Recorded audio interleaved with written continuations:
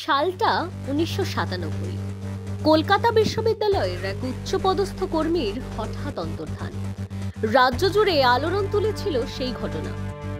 ২৮ বছর পর সেই রহস্য ঘিরেই পরিচালক অরিন্দম শীল ফিরছেন বড় পর্দায় নতুন ছবি কর্পূর নিয়ে। সত্য ঘটনা অবলম্বনে লেখিকা দীপান্বিতা রায়ের উপন্যাস অন্তর্ধানের নেপথ্যে, আর সেই কাহিনীকেই এবার পর্দায় আনছেন পরিচালক। কেন্দ্রীয় চরিত্রে রয়েছেন ঋতুপর্ণা সেনগুপ্ত, সঙ্গে থাকছেন ব্রাত্য বসু ও অনন্যা বন্দ্যোপাধ্যায়। কিন্তু সবচেয়ে বড় চমক কি জানেন? এই প্রথমবার বড় পর্দায় পা রাখছেন তৃণমূলের রাজ্য মুখপাত্র কুণাল ঘোষ। চরিত্রের নাম শশাঙ্ক মল্লিক। তার লুক, কথা বলার ধরন, এমনকি হাবভাবেও অনেকেই মিল খুঁজে পাচ্ছেন বাম আমলের প্রভাবশালী নেতা অনিল বিশ্বাসের সঙ্গে। কুণালের পরনে ধুতি পাঞ্জাবি, চোখে মোটা ফ্রেমের চশমা, হাতে ঘড়ি আর বুক পকেটে কলম। তবে কুণালের দাবি এই মিল সম্পূর্ণই কাকতালীয়। তিনি বলেন, আমি নিজেকে এই চরিত্রের মধ্যে ডুবিয়ে দিয়েছি। অনিল বিশ্বাসের সঙ্গে কোনো মিল নেই। বিতর্ক আমার কাছে বিনোদন। অভিনয় কুণালের বরাবরেরই প্যাশন, তাই চরিত্রটি নিয়ে দারুণ উচ্ছ্বাসিত সে।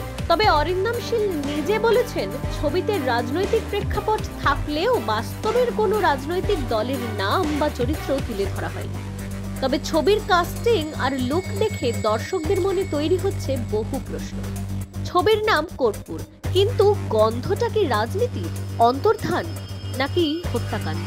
শিক্ষা দুর্নীতির ছায়া, রাজনৈতিক রেষারেষি আর একটি রহস্যময় অন্তর্ধান, সব মিলে দর্শক পাচ্ছেন একটি রাজনৈতিক থ্রিলার যার কাহিনী বাস্তবের চেয়েও বেশি নাটকীয়। কর্পূর আসছে, বিতর্কের আঁচে আবার নতুন করে জ্বলবে বড় পর্দা। আর পর্দার আড়াল থেকে রাজনীতি কি আবার ঢুকে পড়বে সিনেমার স্ক্রিপ্টে? কর্পূর নাকি ইতিহাসের সিনেমা রূপ, সেটাই এখন দেখা।